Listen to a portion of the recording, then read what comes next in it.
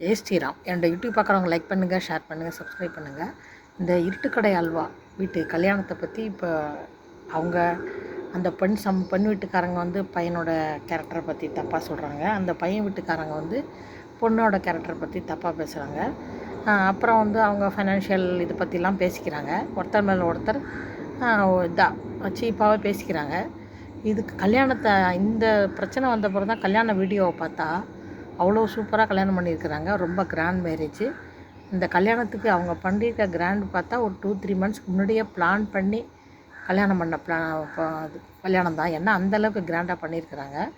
யார் செலவு பண்ணாங்கங்கிறது ஒரு பக்கம் இருக்கட்டும், இவ்வளோ கிராண்டாக எல்லாமே பிளான் பண்ணி செய்ய முடிஞ்ச இவங்களுக்கு அந்த பையனை பற்றி இவங்க சொல்கிற குற்றச்சாட்டு உண்மையாக இருந்தாலும் சரி, இந்த பொண்ணை பற்றி இவங்க சொல்கிற குற்றச்சாட்டு உண்மையாக இருந்தாலும் இல்லாட்டினாலும் இதெல்லாம் விசாரிக்காமல் ஒருத்தர் ஃபேமிலி பற்றி இன்னொருத்தர் விசாரிக்காமல் எப்படி இவ்வளோ கிராண்டாக கல்யாணம் பண்ணாங்க? அது புரியலைங்க. அதோட இன்னும் அந்த பொண்ணோட அம்மா ஒரு வார்த்தை சொன்னாங்க. கல்யாணம் பண்ண அரை மணி நேரத்துலேயே அந்த பையனோட அப்பா ஏதோ பேசினாருன்னு சொன்னாங்க. அப்படி அது சரியாக ஞாபகம் இல்லது. அப்படி உண்மையிலேயே அவர் பேசியிருந்தாருன்னா இந்த பொண்ணை கல்யாணம் பண்ண பொண்ணை எப்படி உடனே அனுப்பிச்சாங்க அந்த பையன் வீட்டுக்குன்னு தெரில. இப்படிலாம் ஆச்சரியமாக இருக்குது. இந்த விஷயங்கள் வந்து எல்லாமே நம்புகிற மாதிரி இல்லை, நம்பாத மாதிரியும் இல்லை, அந்த மாதிரி ஓடிட்டுருக்கு. அதனால் வந்து கல்யாணம் வந்து நான் இது வரைக்கும் கல்யாணம் பண்ணதில்லை. அதனால் எனக்கு அந்த இதை பற்றி ஒரு பேசிக் ஐடியா கூட இல்லை.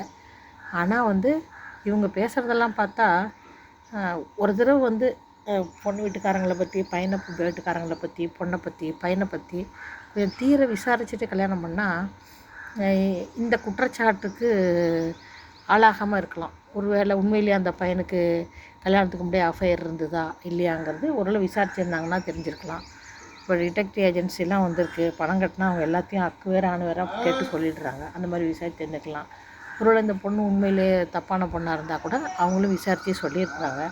அதுக்கான ஒரு சின்ன ஒரு பெரிய அமௌண்ட் ஒன்றும் ஆயிருக்காதுங்க. மேக்ஸிமம் 10,000லேருந்து ஒரு 50,000 செலவு பண்ணாவே இந்த மாதிரி விஷயங்கள்லாம் ஈஸியாக தெரிஞ்சுக்கலாம். ஏன்னா வந்து இவங்க இவ்வளோ பணக்காரங்களாக இருக்காங்க, 2 சைடும் இவ்வளோ கிராண்டாக பண்ணியிருக்காங்கங்கும்போது இந்த மாதிரி சின்ன விஷயங்கள் தெரிஞ்சுக்கிறதுல பெரிய கஷ்டம் ஒன்றும் இல்லை.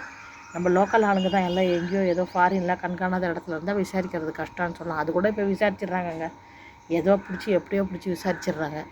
அந்த லோக்கல்லாம் இருக்கிறம்போது நம்ம விசாரிக்கிறது பெரிய ஒன்றும் கஷ்டம் கிடையாது. அந்த பேசிக் இதை செய்யாமல் விட்டுட்டு இப்போ வந்து ஒருத்தர் மேலே ஒருத்தர் சொல்கிறத பார்த்தா ஆச்சரியமாக இருக்குது. அதனால் இனிமேல் கல்யாணம் பண்ணுறவங்க எல்லாம் நல்லா விசாரிச்சுட்டு கல்யாணம் பண்ணால் பெட்டர் நான் நினைக்கிறேன். லைக் பண்ணுங்கள், ஷேர் பண்ணுங்கள், சப்ஸ்கிரைப் பண்ணுங்கள்.